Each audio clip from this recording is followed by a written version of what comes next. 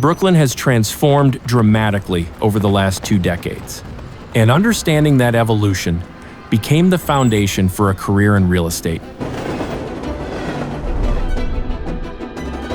Sean Kelly. I'm a partner at Ariel Property Advisors. I cover the Brooklyn market. I'm responsible for business development along our investment sales platform, as well as assisting our capital services professionals. The financial crisis reshaped New York City in unexpected ways. And in Brooklyn, stalled developments began telling a different kind of story. So I started in the commercial real estate brokerage business in 2009 during the global financial crisis. And every day I would drive into my office in downtown Brooklyn and I would notice stalled development sites or stalled construction projects on every block, on 4th Avenue, 3rd Avenue in downtown Brooklyn. And what I did is I started researching these projects. I didn't understand why they were stalled, what was going on, so I started speaking to developers, contractors, lenders, attorneys, really learned what was going on in the market. And I really liked the niche of the development market because you really learn the fundamentals of the multifamily rental sector, the condo sector, the retail component, and any other component that might go into the building, like an educational space. And that's sort of what drove me, just researching that market. In real estate, the numbers matter, but the stories behind the deals are what leave a lasting impact. I want to differentiate between the first deal and some significant deals. So the first transaction I ever sold was the corner of 4th Avenue and 6th Street. It was a stalled development site. It was owned by Baruch Singer, who was a large owner in New York City. That was a relationship I built over years. I basically called him every 2 weeks, learned more about him, more about the portfolio he owned, what he was doing, chased him for every bit of 2 years before one day he essentially yelled at me on the phone and told me to get a listing agreement, get my boss and come to his office.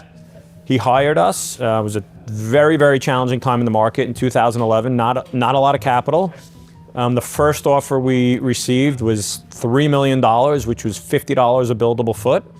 And we wound up selling it 6 months later to a local developer for $6.5 million. So that was the first transaction, and a real great learning experience for me. And Mr. Singer's become a friend and has frankly referred me clients over the years, and something I'll forever value. In terms of significance, all of our transactions are significant, every one of them. I think it's more about the broader story, the success stories behind them. And one of them was not a large transaction, it was a $4 million sale. It was a $4 million sale in Prospect Lefferts Gardens. But what makes this such a great success story and significant is it was owned by a nurse who came here from the islands as an immigrant in the 70s, bought a house and bought the piece of land next door because it was a vacant yard for her kids to play in. She really wasn't in the real estate business. She was in the homeowner business and went to work at SUNY Downstate every day for 30, 40 years. And then as we were canvassing the neighborhood, we started advising clients or prospective clients what had happened in terms of value because of, zoning changes and the ability to build. And we sold that property for $4 million, and not a significant dollar amount, but for her, she retired and she went back to the islands. So it's the story of the immigrants contributing in the US, and a great just New York success story. One of the things we pride ourselves on is advising our clients. We only represent sellers, and so we do our best to advise them as to what the market conditions are and where they're going, what we're forecasting.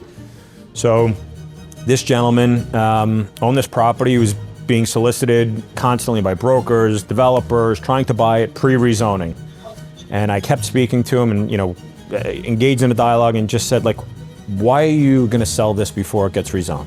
It makes absolutely no sense, right? You've sat here, you've worked hard, you've owned this asset, managed it, right? For all these years, for 40 years, you went through the toughest times in New York City. Why shortchange yourself? We're going to close on that sale this year, and we're going to 2x what the offers that he was getting prior to the rezoning.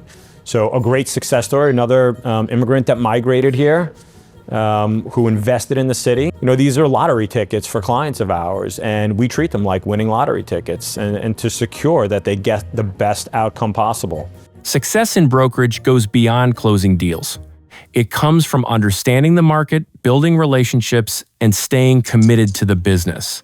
Something that we pride ourselves on as a company, and something I've always said in our business is, I call it's data, marketing, and relationships. So we have unequivocally the best data in the market, as we're the only company that tracks all the 4 boroughs of New York City in every single transaction. So knowing that data, translating that data, using it to market myself and our platform allows me to build better relationships with existing clients and future clients. But I think particularly in the sales role, right? Particularly in a sales role, you have to be committed to the business. It is not a 9-to-5 job. And there's a big difference between interest and commitment, right? When you're interested in something, you do it when it's convenient. When you're committed to something, and in our business, to be really good at what you do, you have to be committed to mastering your craft. But when you're committed to something, you don't accept any excuses. It's purely about results. Breaking into brokerage takes more than ambition. It takes patience, discipline, and a willingness to learn the market inside and out. Something that I would recommend to young brokers coming into the business today is to really hone in on the data, right? Being able to interpret the data is the most important message we could send to the market as market experts. Because at the end of the day, we're in the information business. We collect that data, that information, but we also need to translate it and be able to forecast. So if you can understand the data, understand the points that are driving the market, you can become an expert. And then you have to be committed to spending the time to do that. Brokerage is not a 9-to-5 job. You have to want to put in the extra hours. You have to eat, sleep, and breathe real estate. Building long-term relationships and helping clients succeed across New York City. Learn more on our website.